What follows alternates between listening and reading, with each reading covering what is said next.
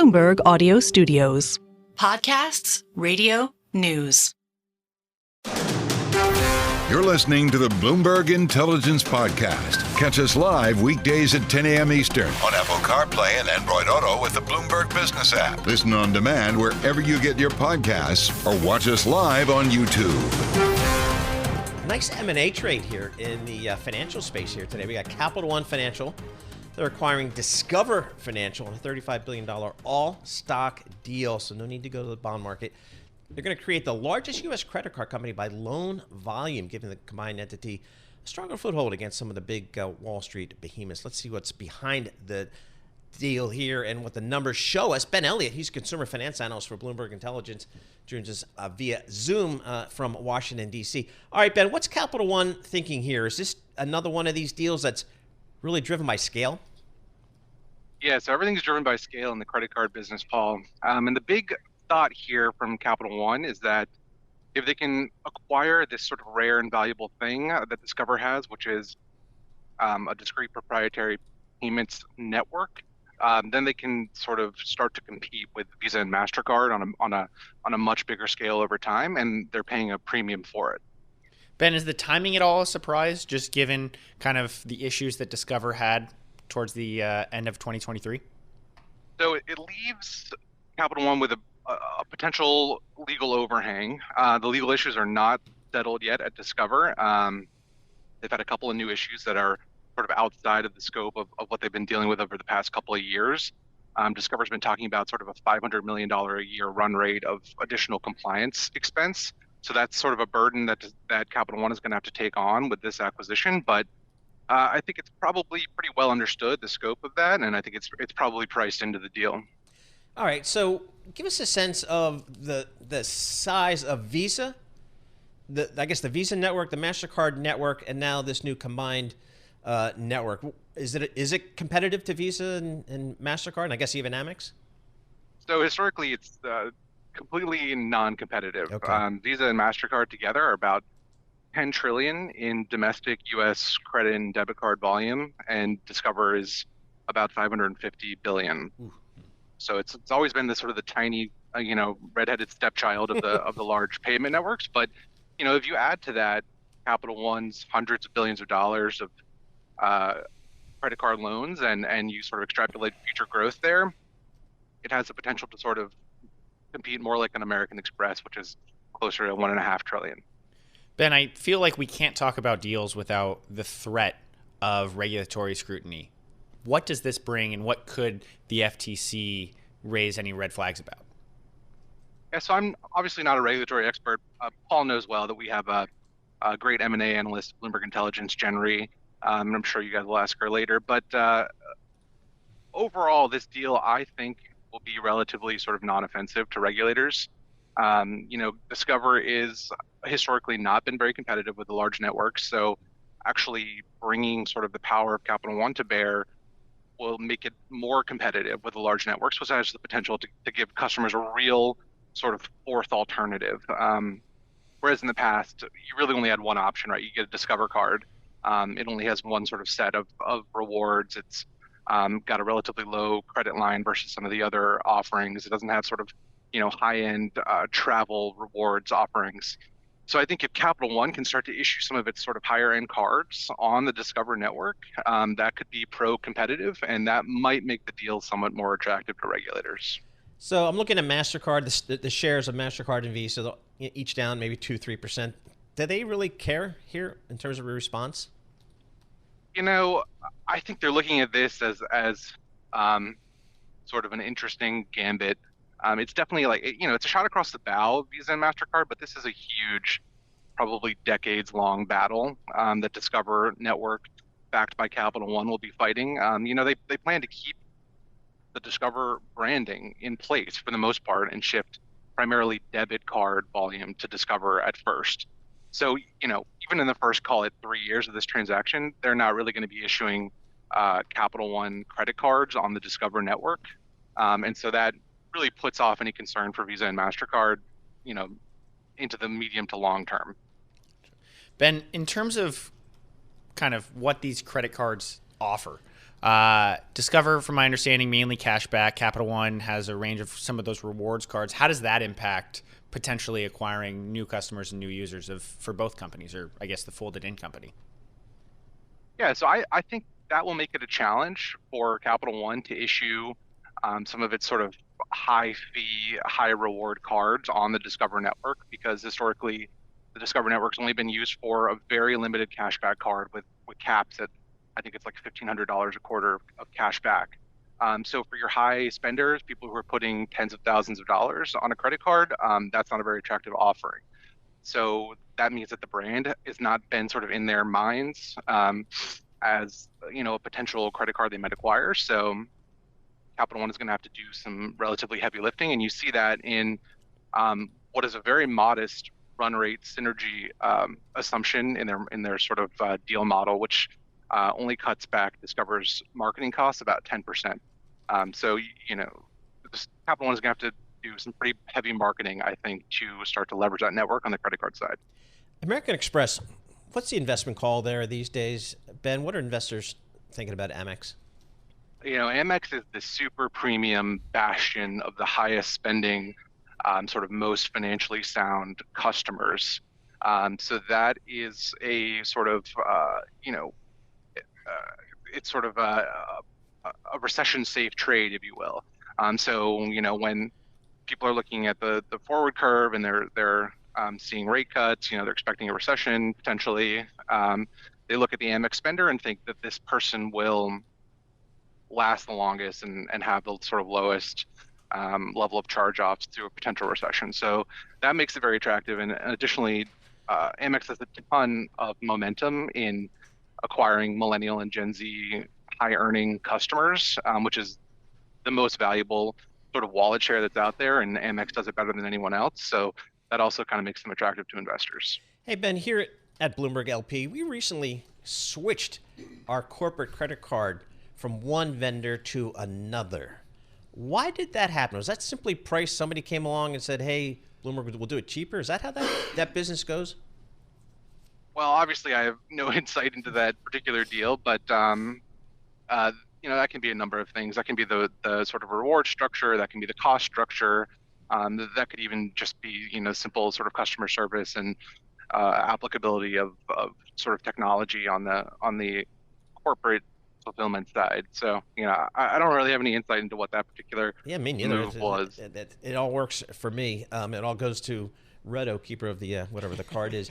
All right, Ben. So what is the big competitive overview of kind of consumer finance? Are we using more credit, more debit, more Venmo?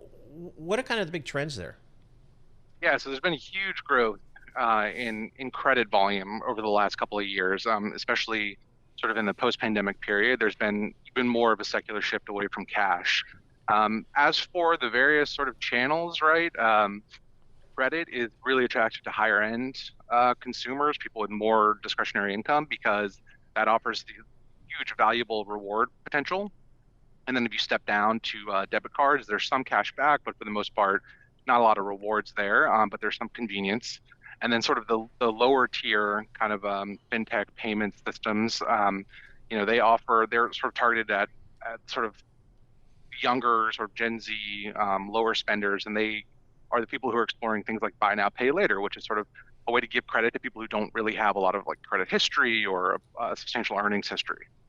All right, Ben, thanks so much for that. Appreciate it. Ben Elliott, consumer finance analyst for Bloomberg Intelligence, is joining us via Zoom from Washington, D.C. And then there are those of us who walk around with a wad of cash, because that's how you play. Who do you pay? Who do you pay in cash? Very few people now. Very few people now, and it used to be. You walk into a bar in the Jersey Shore, you got to put a 50 down on the bar to make sure you're. Let them know you have business. Let them know you're serious. Okay. I'm not going to give them tap my phone. They throw me out. But no, you're right. You just don't use cash anymore. No. I only use cash at halal carts in New York City and my dive bars that I can't say their names because otherwise people go to it, so we got to keep it secretive. But those are the only places I use cash. I know, it's crazy. So, now it's just, I'm thinking, one of the greatest companies or technologies in that space was Square. Mm-hmm. They're the ones that revolutionized it. I think for the local retailer, because all you have to do is stick that thing on your phone, and then a local retailer immediately has the ability to kind of migrate to more of an electronic payment. That completely changed, especially here in New York City, where if you would go to a farmer's market before, you'd have to worry about, do I have enough cash? What if I want to buy more things? Just tap to pay. It's so much more simple. But so great company, Square. Great ticker symbol, SQ. What do you do then? You change the name of your company. Change to Block. I mean, you trade at $65 down from a high of $281. Yep, just crazy. Let's change our name. You're listening to the Bloomberg Intelligence Podcast. Catch us live weekdays at 10 a.m. Eastern on Apple CarPlay and Android Auto with the Bloomberg Business app. You can also listen live on Amazon Alexa from our flagship New York station. Just say, Alexa, play Bloomberg 1130. Talking about Home Depot, the company reported some numbers here. Let's bring in Drew Redding. Drew covers all the home building stocks, which have just been ripping really for the last couple of years, because that's the only way to get a home is you got to build a new one. And he also covers all the companies that are around the home building industry, including HD. It's up about 0.6% here today. Drew, thanks so much for joining us here. Break down what you saw and heard from our good friends at Home Depot. Sure. So the 3.5% decline in same-store sales was pretty much right in line with what was expected. You have to keep in mind, though, coming into the quarter, the bar was pretty low for Home Depot.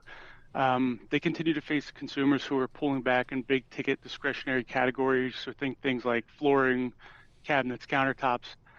Conversely, they're seeing relative strength in some of the smaller scale projects. So those big-ticket projects are being deferred. We do think eventually they get completed, but that might be more of a 2025 story. But coming into this quarter, the real debate was around how 2024 was going to shape up. So they offered guidance suggesting that same-store sales would fall about 1%. And given what we heard from a handful of their suppliers over the last couple of weeks, which were calling for a flat market, I think it caught people a little bit off guard, ourselves included. We do think that the first half is going to be comparatively weaker than the second half as rates start to pull back, and we think you could maybe get a little bit of a boost from the housing market. Drew, this may be a dumb question, but when I look at some of the consumer data that we've been seeing, we are seeing rising 90-day credit card delinquencies. How do things like that, what does the normal spender at Home Depot look like? You're mentioning kind of a pullback on some of those bigger projects. What kind of demographic does Home Depot really see in terms of driving sales and kind of putting those numbers together? Yeah, so about 80% of Home Depot's customers are current homeowners. They typically have higher incomes, so they are higher spenders, and they're a little bit more resilient of a customer. I think where we're seeing the relative weakness is in some of the low-end spending, which is kind of gone away on the DIY side. But, if we look big picture, what's happening in the home improvement market is we're seeing a reversion to more typical spending patterns. So if you think back to the pandemic, we had the share of PCE that went towards household durables was at an all-time record, and we've seen that moderate since really the first half of 2023. So we think that there's a bit more of a reversion that needs to take place through the remainder of this year, which is going to keep total industry sales muted. But you talked about the consumer. You also have the consumer out there who's battling with the cumulative impact of massive inflation over the last couple of years. So, while we look at that headline number and we see that it's moderating, it's really the cumulative impact that's kind of pressuring spending in the category. Hey, Drew, what do you think is a normalized top line growth rate for like a Home Depot? I'm looking, pre-pandemic it was kind of a mid-single digit grower, then of course exploded, during the pandemic with some, big double-digit gains. What do you think? What do you kind of model out here for top line growth? Yeah, I think in a normalized environment, which we think we get back to in 2025, is probably in the 3 to 4% range as a baseline. There's a couple of industry factors that we think will support that. Like I mentioned, we think as rates start to moderate, perhaps as we get through this year, we think that you could start to see a boost from existing home sales. Remember, existing home sales are at the lowest level in more than 25 years. And we know that people who move spend about twice as much on remodeling as those who don't. So while we don't see total housing turnover returning to kind of that 5.5 level anytime soon, we do think the fact that things have been so depressed does serve as a tailwind as we move through the year. At the same time, we've had over 40% increases in home prices since the pandemic. So homeowners' equity right now is at all-time highs. The average home has about $300,000 in equity. So we think that's a source pent-up demand for big-ticket projects that once again, as rates start to moderate, people will get more comfortable tapping that equity. And Drew, with that in mind, you mentioned some of those big purchases, bigger projects. How much of that was pulled forward, though, during the pandemic when people were buying homes? We saw a booming market around the U.S., and it did seem like cash being relatively free with the surplus spending and stimulus checks, that people were putting money into home improvement. Yeah, great question. And I think that goes back to the share of personal consumption that was spent on home improvement. It was a lot of that stimulus money that was out there for everybody. In terms of the big ticket project, we think more of the pull forward was probably done in the DIY segment. That's really where you saw the boom and early in the pandemic. That being said, we have seen contractor backlogs over the last couple of years be, elevated compared to more traditional levels. So to some extent, it has been in both the DIY and big ticket category. But we do think that the big ticket categories where we're likely to see more growth for Home Depot as they go after the professional contractor, as they leverage, the age investments consumers are making because of the age of the housing stock, that pent-up equity they have in their home. Hey, Drew, from an investment perspective, how do you differentiate Home Depot versus Lowe's? Yeah, so I mean, both of the stocks that you mentioned earlier, the housing names have ripped recently. I think Home Depot, since the end of October, is up more than 30% because investors were placing their bets that the Fed rate hike cycle would come to an end. So I think they're trying to get out ahead of that and out ahead of that improvement in home sales. In terms of comparing the two, Home Depot has really benefited relative to Lowe's recently because of their exposure to that professional customer. It's driven, outsized same-store sales. It's driven better margins.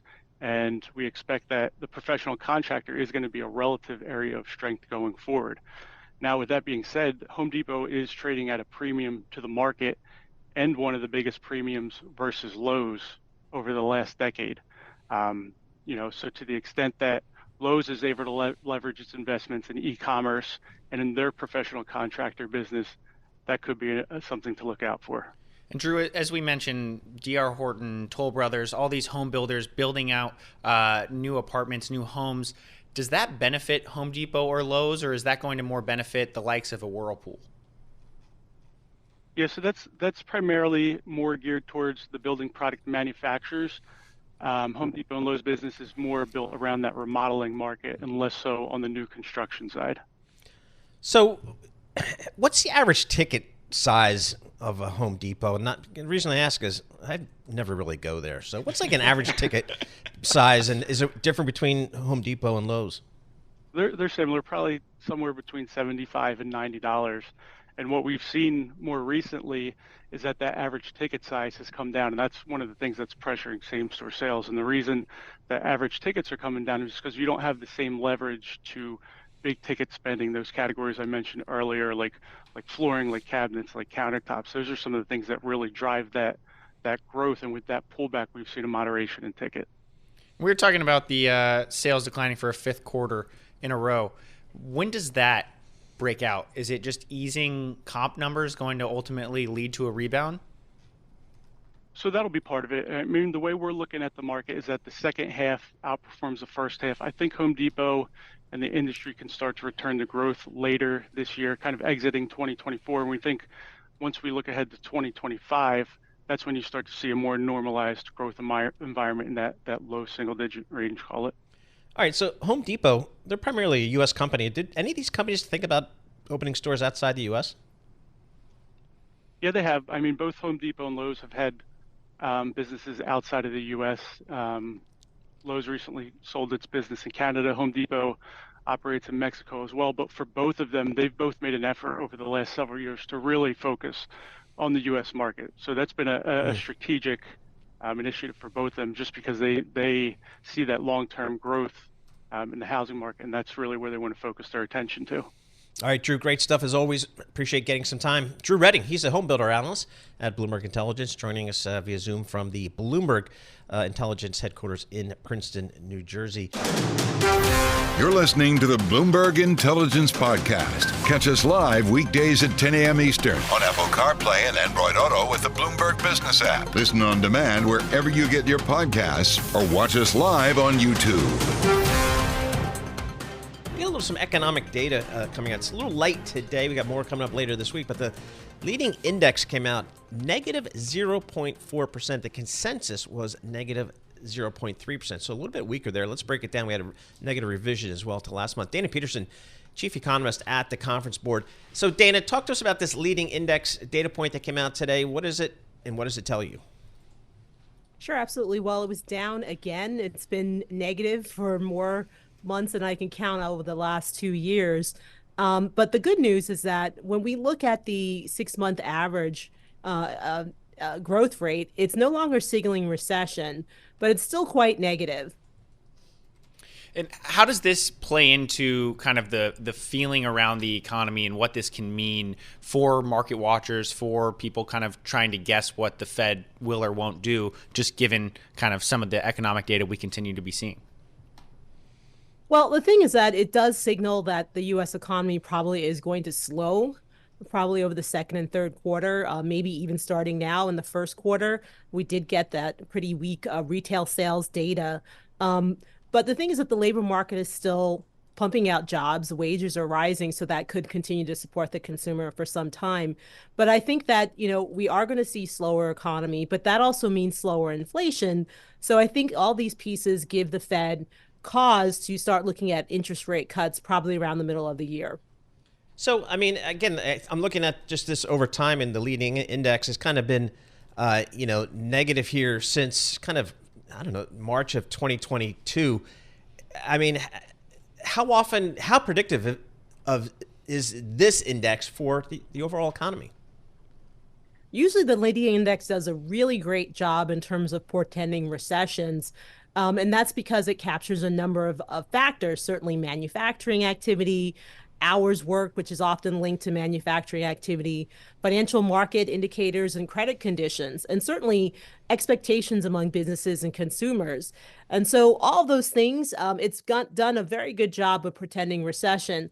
This time around, I think it was a little challenge because we had a surge in services activity, and also labor shortages meant that a lot of companies didn't let people go. And those are things that aren't really captured in the leading economic index. So maybe that's why it's been signaling for recession for a long time, but we haven't actually had one.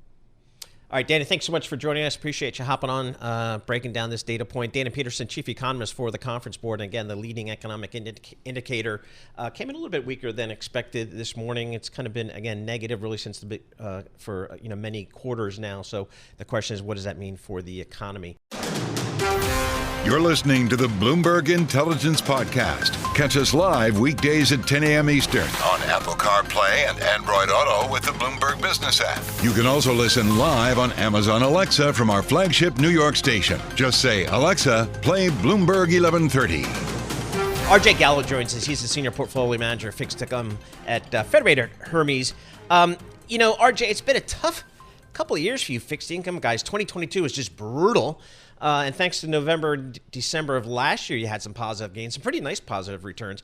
This year, starting off in the red yet again. What's kind of your call here as you look ahead in your fixed income space? Well, good morning. It has been a wild ride, but I think if you were to look in a fixed income 101 textbook, if you told a college student reading that textbook that inflation would rise to over 9% in short order, do you want to own bonds? Right. Yes or no? Then if you told them that inflation would fall from over 9% to a 3 handle, maybe even a 2 handle in short order, then your answer would be different. It's been a difficult time to be a fixed income portfolio manager, but I also think we've reestablished value in a market where yields have been suppressed for so long due to the subpar growth in the post-global financial crisis environment. The pandemic unleashed many forces. The most important one was a series of inflationary forces, and the bond market paid the price. I think that price is in the past. I think that the returns, prospectively, are much more attractive, vastly superior to what we saw in 2022. The fourth quarter of 23 was extraordinary, but I think we're expecting mid-single-digit kind of total returns in a year that we face now as inflation is apt to settle. Its recent bubbling has been a little unwelcome, and the economy is doing relatively well. A recession doesn't seem to be in the offing. But we think that this environment for fixed income, given yields that have reset to much more attractive, real positive levels, still have a place for investors. RJ, what do you like in a environment that I would say continues to be relatively warm from an economic data perspective? Well, I can tell you how we're positioning our fixed income portfolios. I mean, generally speaking, the interest rate volatility that we just alluded to, we think the worst is behind us. We've been constructive with a neutral to a slightly long duration at various points in the last 6 months. That's an expectation of the fact that we think inflation will resume a downward march, and the Fed will ease monetary policy, lowering rates because high positive real rates are not normal. The Fed has admitted that they're restrictive in their current positioning, and that won't last. If inflation continues to march down towards 2%, the Fed will feel compelled to support lower real rates as well. They don't want to maintain a restrictive policy when inflation's cooperating. The economy has been strong. It's very true. In the fixed income space, I think a lot of money has been put to work chasing credit. Why? Because a strong economy should support profits. We've been a little underweight credit. Number one, we had anticipated we'd have slower growth last year than we did, so that ended up being not helpful for our overall performance. At this point, though, we think the valuations have gotten very rich. So some slowdown in the economy we think is apt to produce opportunities where spreads might widen a little bit and relative value will be more compelling than what we're seeing now. So we are overweight higher grade products. So we're still overweight mortgages, for example, in our multi-sector funds, leaning long duration, as I mentioned, and then underweight IG, high yield, and commercial mortgage-backed securities where we think credit and valuation are not too compelling just yet. You know, RJ, I would say up until, I don't know, a couple of weeks ago, people were certainly pricing in cuts, and it was just a question of whether it was March, and then the Fed took that off the table. Then it became, if you look at the WIRP function, maybe May, maybe June. Now, in the last week or so, I've actually heard, we had a guest come on and say, hey, you have to have a scenario where the next move is a move higher in rates. Does that seem reasonable to you in any case? I can see why they would say that. I mean, so you remember we finished last year with this like torrid fixed income rally, and we were happy about it. You know, we were constructive on bonds. It was great to see some positive returns, which we thought we would get by the end of the year, and it really all happened in that fourth quarter. But the market overshot. The market had gotten to the point that some of the justifications I just mentioned for being constructive had been fast forwarded and baked into prices to a degree that wasn't sustainable by the data. Economic data is pretty clear. The economy is in pretty good shape. The labor market is still strong. Inflation's a lot lower than it was, but it's not low enough to justify 6 or 7 eases that had been priced into the market, say, by December of last year. We felt that data would come along to probably push back on the market a little bit more effectively than, say, Fed speak pushed back on the market. Ultimately, what we saw was that data has proven more powerful pushback than speeches from the FOMC. But the FOMC has made clear they aren't going to ease preemptively. They're only going to ease if the data continues to back up justification that inflation is declining and the Fed should be normalizing policy at a lower level. What is normal policy remains a key question, obviously. The Fed suggests 3 eases in this calendar year as the median dot in the summary of economic projections. They still have a long-run neutral Fed funds rate of 2.5%. I would argue the bond market, if you look at forward rates, thinks it's about 100 basis points higher than that, give or take. I would side with the bond market on that. That means that the bond market can rally some as the Fed eases and the economy slows, but absent a recession, I wouldn't be holding my breath for the 10-year to hit 3% anytime too soon. That's going to take a while. RJ, you mentioned economic data mattering. We have FOMC minutes tomorrow and then initial jobless claims, PMI. What data points are you looking at to get a better read on what the Fed can do and will do next? It's funny, the Fed looks at the totality of the data. I love that expression. But if you had to provide some insight on what you give greater attention to or greater weight, what you assign greater weight to, the inflation data is fundamentally important. The Fed would be very happy to see real economic data, data portraying an economy that is continuing to expand, accompanied by declining inflation. That's the soft landing. That's what they want. So I think the inflation data still is first and foremost the most important. in the broader scope of data stream that's coming out. That said, if the economy looks to be re-accelerating, then the reason that's becomes a concern, I think, for the bond market is that you would be more cautious about your expectations on inflation. Will inflation continue to decline if the economy, in fact, re-accelerates? That would be a real challenge for the market. That's the kind of data set that might feed expectations that maybe the Fed will tighten again. I actually think that's highly unlikely. I think a Fed funds rate of 5.25 to 5.50 is already clearly restrictive. You don't need to tighten again as much as keep it there longer. So keeping it there longer, if Paul, you mentioned the work function before, that would translate into the work function having to move. You'd have to keep pushing out further and further into the future your easing dates. So the Fed would react to data that portrays a stronger re-accelerating economy and or sticky inflation by just holding the fort. Stay at 5.25 to 5.50 longer, and then that will reprice markets, as we've already seen this year, as the market had to reprice to higher expected yields after the overshooting of last year. All right, RJ, thanks so much for joining us yet again. We always appreciate getting your thoughts. RJ Gallo, Senior Portfolio Manager, Fixed Income, Federated Hermes, joining us via Zoom from Pittsburgh, PA, one of my favorite towns, great town there. And Federate, one of the big money managers in Pittsburgh.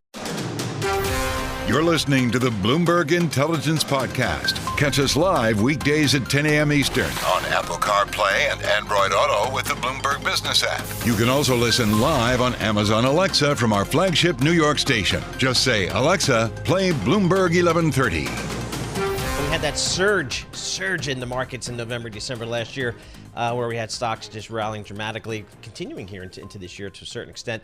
And even in the fixed income space, you made your year in November and December last year. The question is, did that pull some performance from 2024? Let's check in with somebody who kind of does this stuff for a living. Terri Spath, founder and CIO of Zuma Wealth, based in Malibu, California, joining us via Zoom.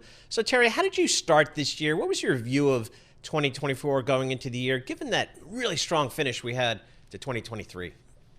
Yes, thank you for having me on, Paul. There was a huge bond rally at the end of 2023, and that was great. But that's on the heels of the expectations of rate hikes in 2024. And while we're not clear when that will happen, when rate cuts will happen, how many we will get, we are very confident that the Fed is going to cut rates in 2024. And it's not just because they feel as though they need to, because maybe inflation is contracting or unemployment is getting too high. I think the Fed is really going to have to do some work and pencil out how expensive debt is becoming for the federal government. We've got rates that are much higher than they were 3-4 years ago when the government was issuing 5-year paper. We've got a debt level that's double what it was in 2020. So those are going to be drags on the economy. And we do think that that's going to result in cuts in interest rates at the federal level. And that will be a great tailwind, a continued tailwind for even just the safest bonds that you can buy out there. Terri, that's interesting because I feel like most times I've talked to people about a need for a cut. It is not spurred by the fact that the national debt has really picked up with the sharp move higher in interest rates. Just looking at the warp function, which I reference far too often. Right now, we're penciling in just south of 4 cuts this year. You look back coming into the year, it was north of 6. Terri, where do we fall with these rate cuts, and what does that path look like? Well, I mean, I think that's a tough question to answer, exactly when we're going to see rate cuts. Obviously, the markets got a little bit ahead of themselves looking for 6 cuts. That's sort of an unprecedented level. And in fact, that was worrisome in our view, because if you're having 6 cuts, there's something really wrong in the economy. That said, they raised rates late. I think the risk to our view is that they cut rates a little bit too slowly. But I do think that we're going to see that in 2024. And the reason for that is that unemployment is low, meaning full employment has been achieved, which is one of the views of the Fed. We're in, knocking on the door of 2% inflation level that they're looking for, and at north of 5% on the Fed funds rate, and you've got it inverted, meaning short-term rates are higher than long-term rates, and that's been the case now for a while. That doesn't make sense. I think the Fed is going to need to uninvert the curve, and so we'll see that over the course of this year. And just to do like a little bit of math on that, if you've got a 5-year Treasury bond that's paying 4% and you get a 1% cut, you're getting another, 3-4% in return. So on a 5-year Treasury, you can earn a high single-digit return. That'll probably happen in 2024, and that's not a lot less than what we would expect in the stock market, but with a lot safer, characteristics. So while, just to wrap it up, I mean, when will that happen in 2024? We're not sure, but we're pretty confident it will happen over the course of this year, that we'll see at least 3-4 cuts. So Terry, if I do think there's going to be some cuts here, constructive for stocks for sure, do I stick with those Magnificent Seven, or maybe they're Magnificent Five now, names, or do I try to find some performance elsewhere, whether it's small to mid caps, whether it's value? How do you think about that? Yeah, I mean, listen, it's hard to, make a case against the Magnificent Seven with the momentum that it's enjoying. But anytime there's magnificent in front of something, for an investment, it makes me a little bit worried. I think even if you strip out, if you look at the Mag 7, the earnings have been spectacular, and that has really driven the returns for those stocks. But even stripping those out, I think you can see some strength in large cap stocks continue through this year. And the reason for that, again, comes back to interest rates. The trouble for small stocks, and they've been really lagging, and the trouble for that is that their access to capital is weak. Interest rates are high, and they're just, that's just a challenge. Whereas large cap names have a lot more access to capital, they can handle a little bit higher interest rates, and we're going to see some nice earnings in the large cap stocks, high single digit type earnings along with a dividend yield. So this is a nice situation where you've got a year where we can see nice gains in large cap stocks, as well as kind of barbell over to the strongest, the quality Treasury market, and you can have a really nice return in that type of a portfolio. Okay, so Terry, with leaning into some of the bigger stocks, are there industries or sectors that you prefer? I think that there's sectors that we don't prefer.